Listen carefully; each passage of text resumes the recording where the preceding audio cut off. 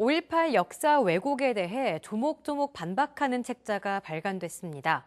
객관적 자료들을 바탕으로 논란거리들을 속 시원하게 풀어냈습니다. 김현 기자의 보도입니다. 5.18 단체들은 지난해 역사 왜곡에 대해 법정 공방을 벌여왔습니다. 5.18 민중항쟁에 대해 북한 특수군이 난파하여 일으킨 반란이라는 주장. 심지어 버젓이 살아있는 유가족들을 사진만 가지고 북한군으로 이른바 광수라고 주장하기도 했습니다. 5.18 단체들은 그야말로 황당하다는 입장입니다. 내가 뭔 북한어를 한다고 그 터무니없이 뭔 일을 해야지.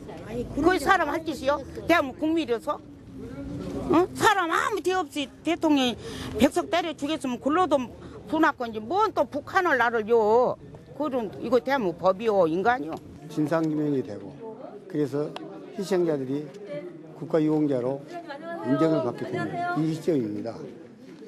그래도 그런 세력이 있다는 게 참 우리 대한민국에서 정말로 가슴 아프고 눈물 나올 일입니다.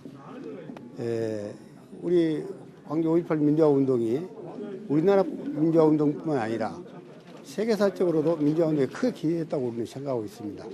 이런 이 시기에 그러한 세력이 지금도 있다는 데 대해서 우리나라의 역사가 과연 어떻게 가고 있는가 무척 가슴 아픈 일입니다. 해를 넘긴 법정 공방. 여기에 역사 왜곡을 정면으로 반박하는 책자가 출간됐습니다.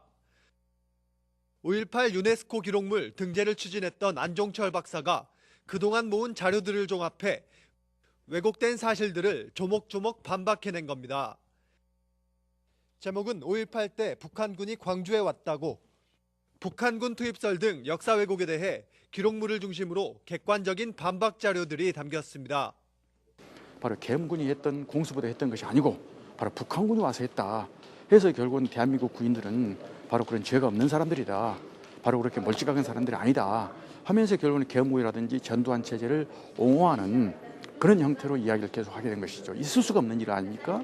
바로 이래서는 안 되겠다 해서 바로 북한군이 내릴 수가 없었고, 바로 만약에 북한군이 내려왔다면 우리 대한민국 영토를 지키고 민족 국민을 지키는 바로 국군 통수권자가 책임을 져야 되지 않습니까?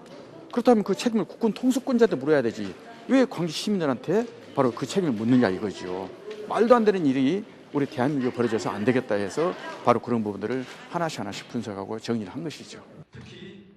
안 박사는 자료를 분석해 책으로 엮으면서 왜곡되고 있는 역사적 사실들을 바로잡아야 한다고 주장합니다. 특히 일일이 대응할 필요가 없다는 일부의 주장에 대해서도 사실관계를 바로잡는 노력도 함께 진행돼야 한다고 강조합니다.